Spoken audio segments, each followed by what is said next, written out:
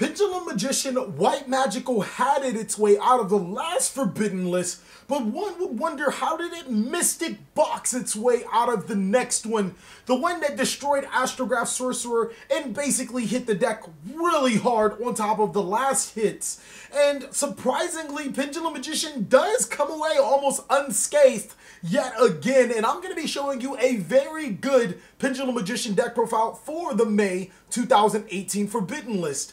I'm TheCaliEffect, and if you guys want to see more videos like this, then go ahead and destroy, or better yet, electromite that subscribe button. But more importantly, if you want this magician to reveal his secrets, then hit that notification bell because, well, we just too strong. Also want to give a shout out to all of my Patreons. You guys make these videos possible. Without you guys, we would not, or there would not be a TheCaliEffect King of Games. I want to also take the time out to say, if you guys want to support the channel, we're actually still working on getting that camera that won't cut off in the middle of videos for us and maybe a little better quality. Then go ahead and check out the Patreon. I have some awesome rewards for you, as well as the people that just can't support via Patreon and click on an ad. That helps as well. Without further ado, I present to you a competitive Pendulum Magician deck profile for the May 2018 format. Alright guys, so contrary to the video, this deck is still extremely strong. I think that it can still very much win a regional. Topping OYCS might be out of limits for this deck, and let's look at the stats. The attack varies because there are some monsters that have no attack, such as Harmonizing Magician, and then this deck can drop huge loads of attacks. The defense is, it's okay. I think Pendulum Magician is a very well-rounded deck with the ability to make 3 negates or 2 negates consistently. This deck is extremely good, and I want to say that its ceiling could be a YCS top, but I feel more comfortable by saying it could win a regional. But let's get on to the deck profile so I can show you how this deck naturally operates. It's pretty basic from to all the other Pendulum builds.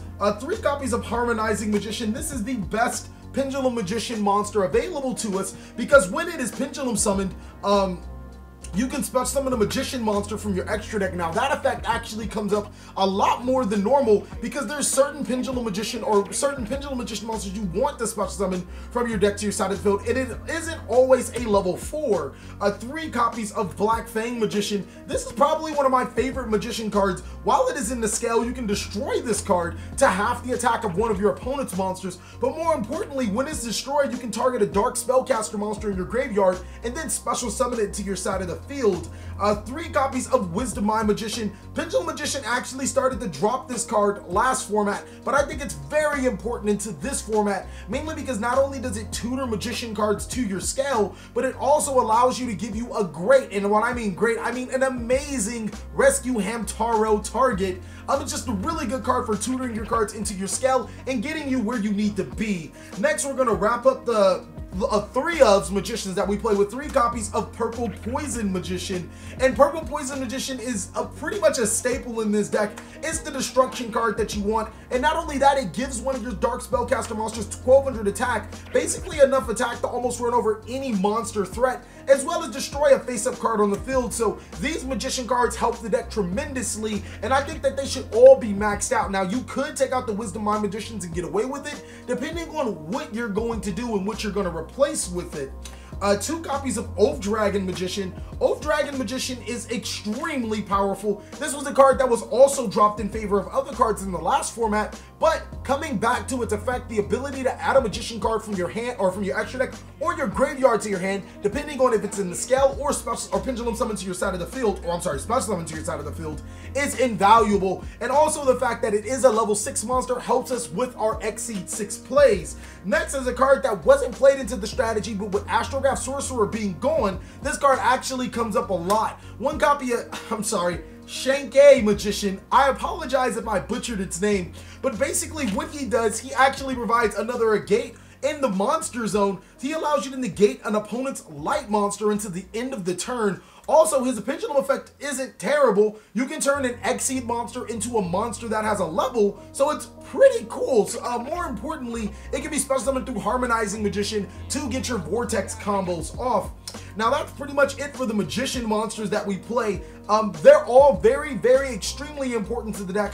I think the only one that you could argue with is the Wisdom Eye Magician. And I know a lot of players actually play the Wisdom Eye because they play, what's that card called? It's the Invoked monster, Aleister, and try to do the Invoked combo. Now this build doesn't play the Invoke combo, and I have a really good reason why.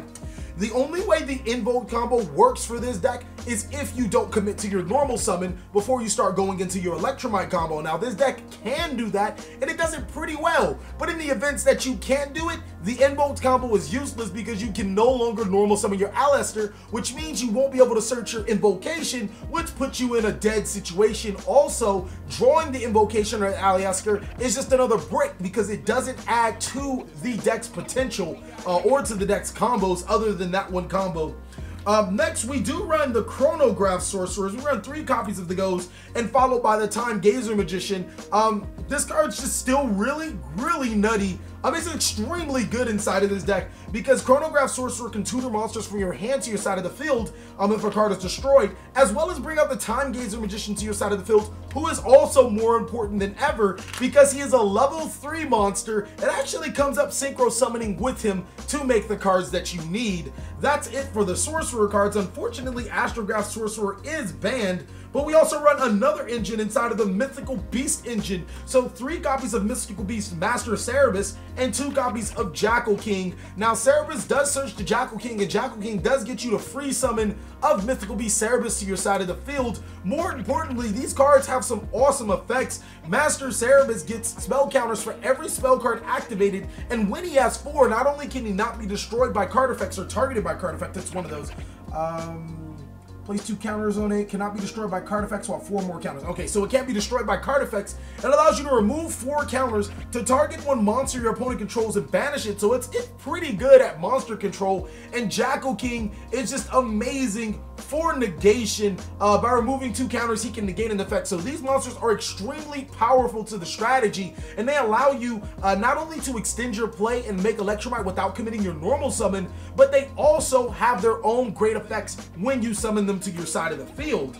Also, Jackal King's a 6. That does come up. Next, the supporter cards, 2 copies of Abyss Actor Curtain Raiser. This card is extremely good because you can activate it into your scale, and if you control no monsters, you can spell summon it to your side of the field for free. Now, its effect is once per duel, but we really want to see this card, so I run 2 copies. Next is the Supreme King engine, 3 copies of Dark Worm and 1 copy of Gate Zero. Gate Zero becomes a little bit more invaluable because we did lose Astrograph Sorcerer, and Dark Worm is just its staple card in this deck. Putting it to your graveyard to special summon it to your side of the field, just invaluable because it'll get you a search of Supreme King Gate Zero, but more importantly, it allows you to special summon a Pendulum monster without committing your normal summon. And then the last card that we play is 1 copy of Rescue Hamster, Hamtaro himself. I was at a point running 3 copies of Hamtaro, 3 copies of Abyss Actor Curtain Raiser, and it just didn't work out because Hamtaro's really good, but again, it's almost like the exact same thing with the Invoke Aleister situation. If I've already committed the normal summon to make Electromite, then Hamtaro does become useless. Well, not really that much because he has a little bit more utility than the Aleister. But if I don't commit the normal summon and I have a card like, I don't know, Wisdom Eye Magician because that's easy to tutor into your scales, or even Dark Worms because that's another card easy to tutor in your scale, summoning Hamtaro can make some stupid combos as well as just some quick rank 4s. Also, if you don't use your normal summon, its Pin Scale effect is still pretty good, getting pendulum cards from your extra deck back into your hand. Lastly, for the monsters, we run 3 copies of Ghost Ogre and Snow Rabbit. This card's just awesome. Really good at negation. I think it's the best hand trap in the game. That's it for the monsters at 34. Let's get you into the spells.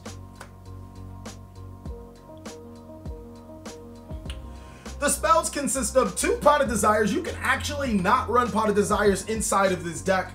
I really just don't see a reason not to run Pot of Desires, except unless you really want to make this a 40 card deck because this is 42. Before I was have a conflict with Pot of Desires and my rescue or my Hamtaro, mainly because Hamtaro requires you to have 2 monsters of the same name inside of your deck, and Pot of Desires just might ruin that. But now that I've dropped Hamtaro down to 1, it's a little less problematic, and Desires can be a little more of a free card, allowing me to draw 2 cards from my deck to my hand, something that Pendulum Magician does need from time to time greatly. Of course, we run the emergency teleport because not only is Synchro 7 now an important aspect of this deck's game, but I can also tutor a Ghost Ogre to my side of the field to destroy an opponent's card, Foolish Burial to send the Dark Worm to the graveyard, as well as 1 copy of Shrine. I think running more than 1 copy of Shrine, Andrew Aquatree Olaf said it the best, it's just not a great investment because opening more than 1 Shrine in your opening hand is just terrible. You don't necessarily want to run too many cards that have hard once per turn effects. 1 copy of Pendulum Call. This card is such, I have a love-hate relationship with this card. Okay, so when I first started, testing out this deck, I wanted to make it like a Nightmare Turbo build, and Pendulum Call allowed me to get my Magician cards to help me turbo into it. But then I started to realize that Pendulum Call is just not really a great card for this deck because it does have the drawback of preventing your Magician monsters from being destroyed. Ultimately, it does fulfill a combo, and it's a really good recovery card to the deck. And sometimes it actually comes in clutch that your Pendulum Magician monsters cannot be destroyed in a scale. 1 copy of Duelist Alliance. I was stuck between running Time Pendulum Graph, Spatial Pendulum Graph, Pendulum Call, and a Luster Pendulum for a Pendulum Monster or Pendulum Sorcerer, and now I don't even have to worry about that because Duelist Alliance can search the Pendulum 1 Pendulum Call or the 1 Time Pendulum Graph that I do play. I don't necessarily have a target for a monster, though I would have loved to have a target for a monster. I didn't really see a reason to run Astrograph Sorcerer or Luster Pendulum. It's just a really good card to spot you into your Pendulum Call or your Time Pendulum Graph when you need it. And then, of course, one of the most busted cards in the deck, Time Pendulum Graph. What I've noticed about this deck is that I don't want to open this card. I want to search into it, I want to draw into it. I don't necessarily want to open into it because that's 1 less Pendulum monster that this deck can thrive on and use, and that was a huge problem. But I do really like this card because it provides so much disruption for the opponent. If I banish it with Desires, oh well, but hopefully I can draw into it after I get into my combos or draw an Alliance to search into it as well. That's it for the spells, and it puts you at 42 cards. Again, you guys could drop the Desires to make it 40. You could drop it for another Time Pendulum Graph and Duelist Alliance. You can do whatever you want as long as you stick to this similar ratio. But now I can get you guys into the extra deck because the extra deck is pretty fun. For the Link monsters, I actually don't make this card as often as I'd like to, but 3 copies of Electromite. The triple Electromite inside of this deck, I feel, is really debatable right now because you don't have Astrograph Sorcerer to continuously tutor from your extra deck to your hand. I still think it's really good. There are some times where I go into 2 Electromites in 1 turn, but pushing it to make a 3rd one in that same game doesn't necessarily happen because if I'm making 2 Electromites in 1 turn, I'm probably gonna win that game right then and there. Electromite is the heart and soul of the deck. It allows the Pendulum deck to thrive, to get your cards into your scales, and it gets you draws. So it's like, it's really good. 1 copy of Decode Talker. I love and hate this card. I think that once Summon Sorceress does come out, actually I know when Summon Sorceress goes out, I'm gonna play Summon Sorceress as opposed to Decode Talker because Summon Sorceress does provide so many combos or combo potential for the deck. But Decode Talker is still a really good card. It's just another Link 3 monster because sometimes you can't make Zephyr Metaltron, but sometimes you do need some of your monsters off the board. So Metaltron is such a great card for this deck.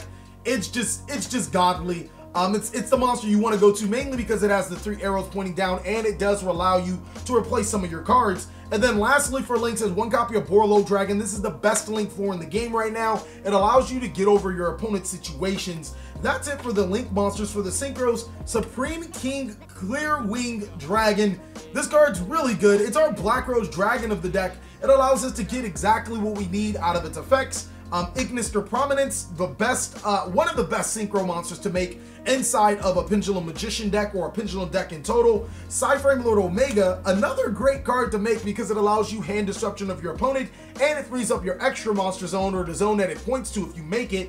And 1 copy of Odd Eyes Meteor Burst Dragon. I told you guys that synchro summoning is a little important to this deck, and Odd Eyes Meteor Burst Dragon actually comes in handy so many times, getting your monsters out of your scale into your side of the field for a quick Exceed, or even a free link summon. One Odd Eyes Absolute Dragon. This is how you summon the Vortex Dragon through Absolute. And obviously, you can use Meteor Burst into the Absolute. Absolute can attack, detach the Meteor Burst, and summon the Meteor Burst to your side of the field. One copy of Narito, the Moral Leader. This card's great for negating your opponent's cards. It's one of the bigger cards you want to summon.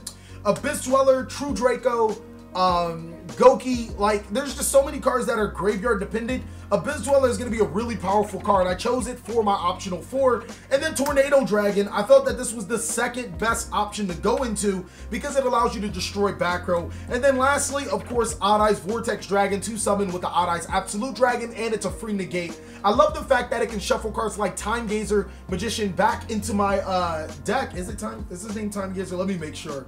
Yeah, Time Gazer Magician back into my deck, so Chronograph Sorcerer can use its effect again. I really do like this deck. It's an extremely fun deck. I'll show you guys one combo at the end, and if you guys want to see more combos, go ahead and destroy that like button. I'm telling you guys, I want you to destroy it. Get 150 likes, and I will show you guys a couple of combos for this deck, but I'm going to stick to one basic one.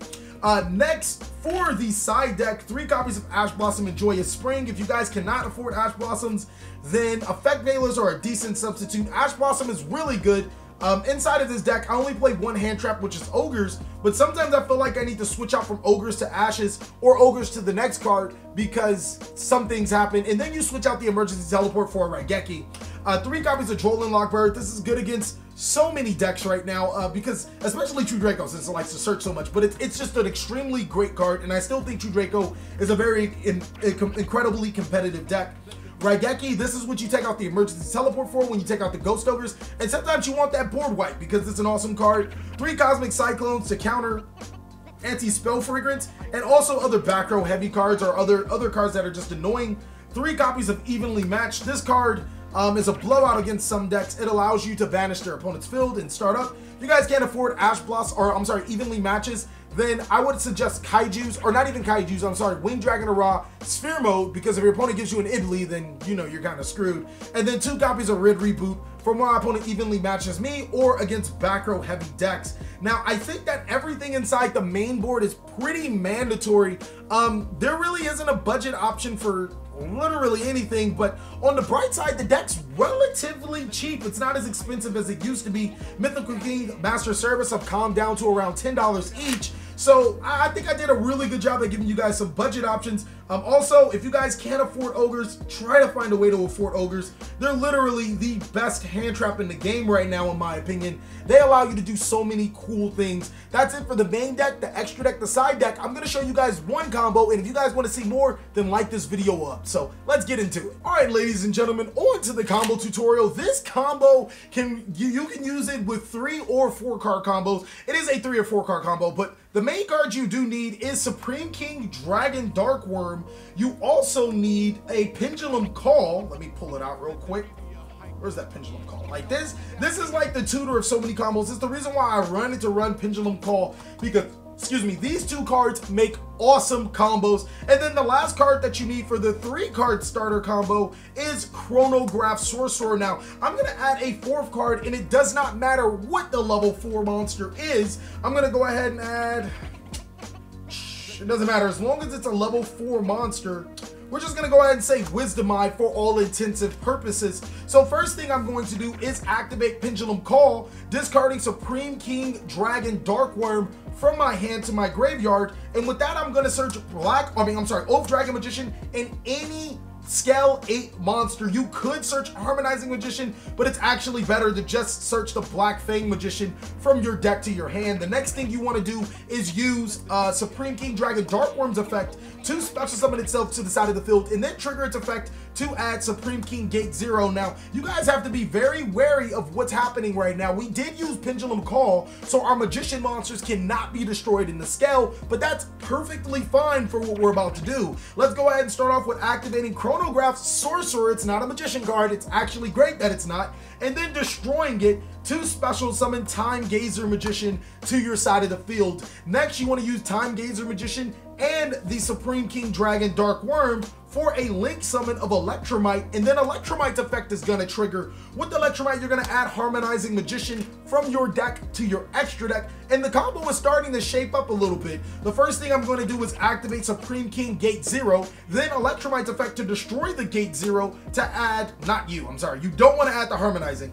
And with that, I'm going to add Chronograph Sorcerer and then draw a card. I won't trigger Chronograph Sorcerer's effect because we just don't need to. That's actually for an entirely different combo. But I'm going to activate Old Dragon Magician into my scale and then use its effect to add Harmonizing Magician from my deck to my hand. And then I'm going to activate Black Fang Magician into my scale as well. So now since I have a scale 8 and a scale 2, I'm going to Pendulum Summon monsters to my side of the field. And you guys might be a little bit interested in what we're going to Pendulum Summon because yes, we are actually going to Pendulum Summon Time Gazer Magician from my extra deck to my side of the field, as well as Supreme King Gate 0 to our side of the field, and Chronograph Sorcerer from our hand to the side of the field, as well as Time Gazer Magician from our hand to our side of the field. Now, Harmonizing Magician from our hand to our side of the field. Now, Harmonizing Magician effect is going to trigger. What you want to do is special summon any monster from your deck to your side of the field, but I know you guys are like, TheCaliEffect, why are you running Time Gazer Magician? Why did you Pendulum Summon that? I'll explain it to you guys in a second. I'm going to special summon Purple Poison because if Purple Poison were to hit the graveyard, Black Fang Magician would be able to bring it back to our side of the field. So first of all, we're going to use Time Gazer Magician and Harmonizing Magician for a Synchro Summon for, that's right, Odd Eyes Meteor Burst Dragon. Meteor Burst Dragon's effect is going to trigger to special summon Old Dragon to my side of the field. And if I do have a Magician monster in my graveyard, go ahead and add that card from your graveyard to your hand because you deserved it. Next, what I'm going to do is use both the Odd Eyes Meteor Burst Dragon and the Supreme King Gate 0 for another Exceed summon, and that will actually be able to make Odd Eyes Absolute Dragon to my side of the field. I'll then use Odd Eyes Absolute Dragon and Heavy Metal Foes Electromite. Actually, no, I won't right now. I won't. What I will do is place it in this zone, and then I'll use Old Dragon Magician and Chronograph Sorcerer for Naruto, the Moral Leader. This isn't where the combo stops, because now I'm going to use Odd Eyes Absolute Dragon and Electromite as a link summon, and that's going to summon Zephyr Metiotron to my side of the field. Where is that Zephyr Metiotron? Here it is. And I'm going to actually place it in the opposite pendulum zone, freeing up some scales. Now, Odd Eyes Absolute Dragon's effect is going to trigger, and that's going to bring Odd Eyes Vortex Dragon to my side of the field. Now, keep in mind, I still have not normal summoned, which means I can go ahead and normal summon that Wisdom Eye Magician and then make an Exceed play for either Tornado Dragon or Abyss Dweller. Either one of those will do. I like to start off with the Tornado Dragon unless I know that they're playing Goki or whatever, and then I can follow up with the Abyss Dweller. So now we have two negates, a card in hand, an Abyss Dweller or Tornado Dragon inside of the field. What is Zephyr Metiotron? Now, the reason why you guys want to put Tornado Dragon in this zone in particular, because hypothetically, if I put it in this zone, I'd make another Electromite or any other Link monster with two arrows pointing down, which I think is the only one we have is Electromite or Deco Talker, I guess. I can't link summon from the extra deck, so it's really important that you place it directly under the Metiotron because you will be able to link summon at least right here. Thank you guys so much for watching another segment of the TheCaliEffect. For more combos, go ahead and destroy that like button. Let's get to 150 likes. Please like, comment, subscribe, but most of all, enjoy. I hope you guys are having an awesome day like I am.